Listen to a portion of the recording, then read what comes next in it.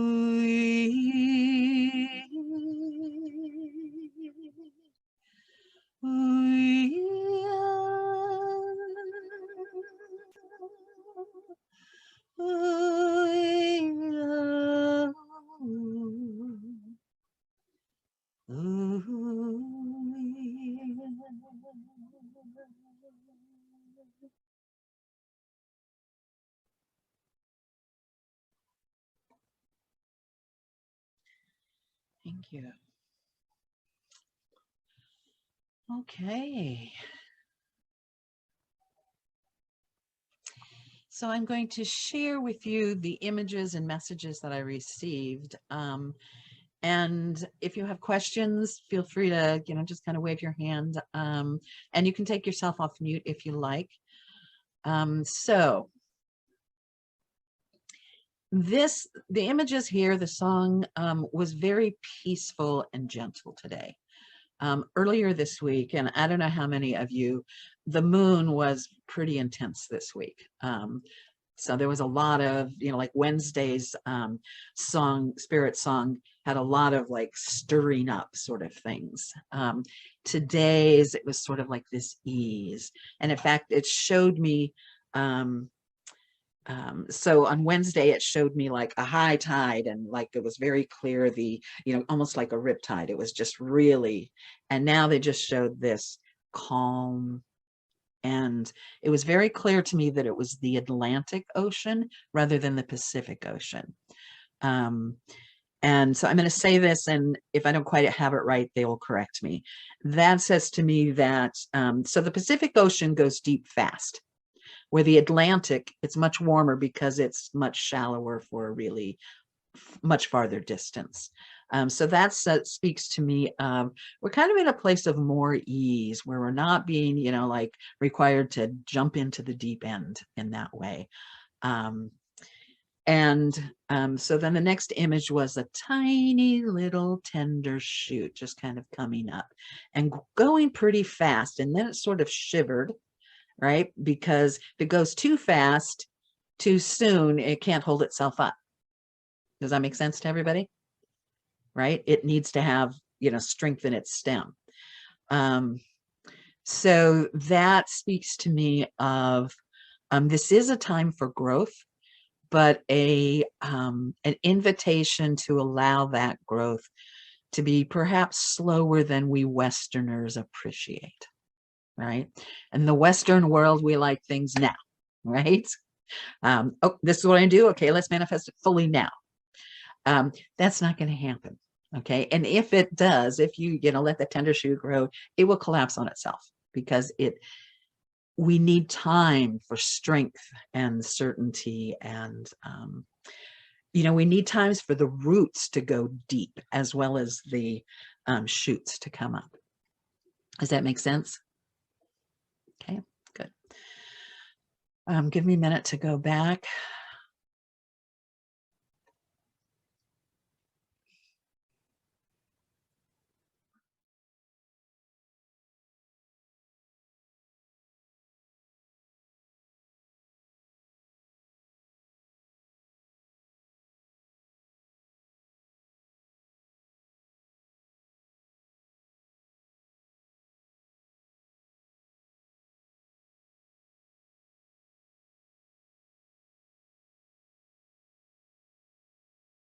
I did feel maybe a third through there.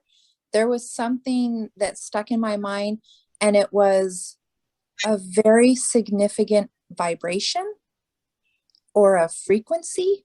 Mhm. I don't know what it means, but like my mind said to pay attention to that. And I could really feel it from you. And it kind of gave me goosebumps, little shivers, little waves. Yeah. So as you're speaking, that's reminding me, and I think it was probably about a third of the way through, of when the shoot came up, and and then it was like it literally was shivering, because it Mm. was like too fast, too soon. And it actually didn't collapse in my vision, but there was a vulnerability there about the possibility of. Um, and this has actually been a fairly consistent message in the work I've been doing with folks over the last couple weeks, is slow down. Right? This is the growing season, and I'm a gardener, so usually in my life when I have a garden, January is like go through the seed catalogs, right? Order a whole bunch of seeds, maybe start plants, right? And you just can't wait for that spring to come because you just want to plant, right? That kind of energy um, is not uncommon in our lives. Yes. Okay. And yet this year, right now, we are really being called to, awaken. It is spring, right? How many of you kind of feel your sap rising? Yeah, yeah. Sap is rising, right? We're like trees, we feel it too. Okay. Um, and our impulse can be like, oh, let's go out and do something, right? This year, it's really important for us to not jump into action, but to really consider what we want to create. Okay. The world is really chaotic right now, right? There's a lot of things going. This is a time, it's probably a unique time in all of our lives. This isn't going to come again. This really potent time where what we choose really has incredible input into the world that is being created. And part of it is because the old things are dying, they're going away, the paradigm, things are shaking up. And so if you want to think about this as like the soil has been turned, right? It's been turned. And now it's waiting for the seeds to be planted. And so the choices we make, and I'm not talking about even like huge choices like, career changes or partnership changes or anything like that, although it might be. These are choices about how we walk in the world, how we speak to one another, how we enter our work. So for me personally, in the last couple of weeks, it's really been this call to move from the heart first, right? And it's one of those things you kind of know, but Spirit has really been asking me to really look at it because again, it's a Western culture thing to say, I'm going to do this. Okay, what will it take to do this? And we start planning it, right? And then we go, okay, this is something I love to do. Now let's put the heart into it. And they're like, no, that is just not going to fly anymore. You must start from the heart first. What does the heart want? And imaging it as you're planning, as you're imagining what it will become. It's about not the details, but about the feeling that you want to feel and that you want to put out in the world, right? So am I going to energize people? Am I going to love people? Am I going to whisper to people? Am I going to yell to people, right? It's like, what is the essence, the energy, the feeling of what you're putting out into the world? And then once you really have that, right, then you can start adding the other ingredients. They're showing me a pot of soup right now, right? It's like you usually start with a big pot of water and maybe throw some basic seasonings in it. That's where we're supposed to start, okay? It's like with the feeling, with the heart, and then moving from there, then we can add these other ingredients that make it, decide whether it's a vegetarian or a meat or a cream does that make sense? Okay. Comments, questions?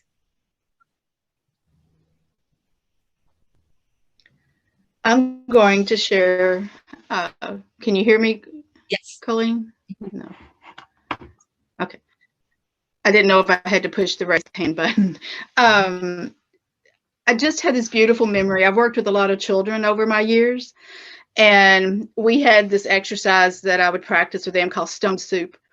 And I would have these big wooden spoons and forks, and we would take a plastic pot and we'd say, well, what else is in there? And it could be anything from M&Ms and chocolate, but we were like, oh, we need more kindness in this. And then, or we need love and we need hugs, and they had puppies and, whatever. It could be anything. It was a magical soup. And then we would stir it and then we taste it.